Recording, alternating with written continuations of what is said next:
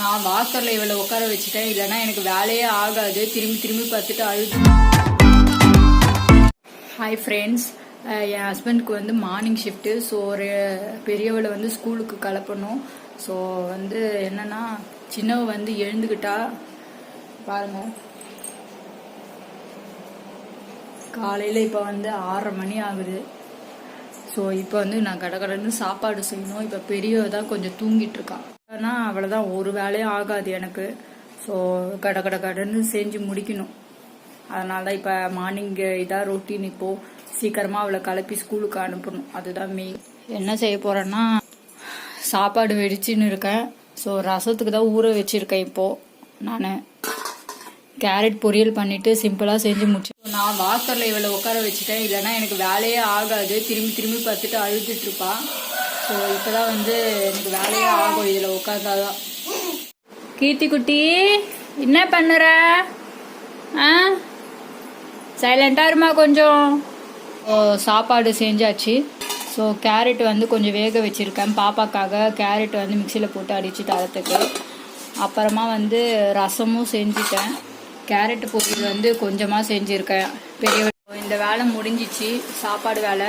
இப்போ சின்னவ வேற அழுதுட்டுருக்கா. ஸோ அவளுக்கு வந்து பால் கலந்து கொடுத்துட்டு பெரியவளை வந்து எழுப்பி குளிப்பாட்டி பல்லு வலிக்கி குளிப்பாட்டி அவளை ஸ்கூலுக்கு கிளப்பணும். அதுக்கப்புறம் வந்து டிஃபன் வேறு செய்யணும். வந்து 7 மணி ஆயிடுச்சு. ஸோ இந்த அம்மாவுக்கு பால் கொடுத்துட்ருக்கேன். ஸோ பெரியவளை எழுப்பி அவளை வேறு ஸ்கூலுக்கு கிளப்பணும். வந்து ஸ்கூலுக்கு கிளப்பியாச்சு, ரெடி ஆகிட்டாங்க. இப்போ அந்த அம்மா டிஃபன் தான் சாப்பிடணும்.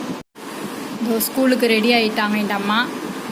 இப்போ டிஃபன் சாப்பிட்டுட்டு இந்த அம்மா கிளம்ப வேண்டிதான். நானும் ரெடி ஆகிட்டு பாப்பாவை ரெடி பண்ணிவிட்டு கிளம்ப வேண்டிதான். இந்த அம்மா அழுதுட்டுருக்காங்க. ஸோ இந்த அம்மாவுக்கு வந்து லஞ்ச் பாக்ஸ் ரெடி ஆகிடுச்சு. ஸ்நாக்ஸுக்கு வந்து மாதுளை பழம் வச்சுருக்கேன். ஸோ இப்போ வந்து டிஃபனுக்கு வந்து தோசை செஞ்சிட்ருக்கேன். ஸோ அதை அந்த அம்மாவுக்கு ஒரு தோசை சாப்பிட்டாவே அதிகம் அந்த அம்மாவுக்கு. ஸோ சாப்பிட்டுட்டு நாங்களும் கிளம்பி பாப்பாவும் நானும் கிளம்பி ஸ்கூலுக்கு கிளம்ப வேண்டியது தான் இப்போ. So lunch bag, towel, so water can.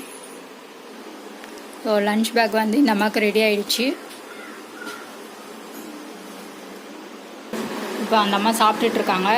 அதுக்குள்ளே வந்து சின்னவளையும் நானும் ரெடி ஆகிட்டேன். ஸோ நான் வந்து ரெடி ஆகிட்டேன். ஸோ குட்டியையும் வந்து சும்மா சிம்பிளாக வந்து மை பவுடர் போட்டு ரெடி பண்ணிட்டேன். ஸோ இவ வந்து ஷூ போட்டுட்ருக்கான். ஸோ ஸ்கூலுக்கு வந்து ரெடி ஆகிட்டோம், நாங்கள் கிளம்புறோம்.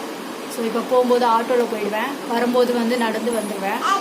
ஸோ இங்கே பாருங்கள், நம்ம ஃபுல்லாக ரெடி ஆகிட்டாங்க.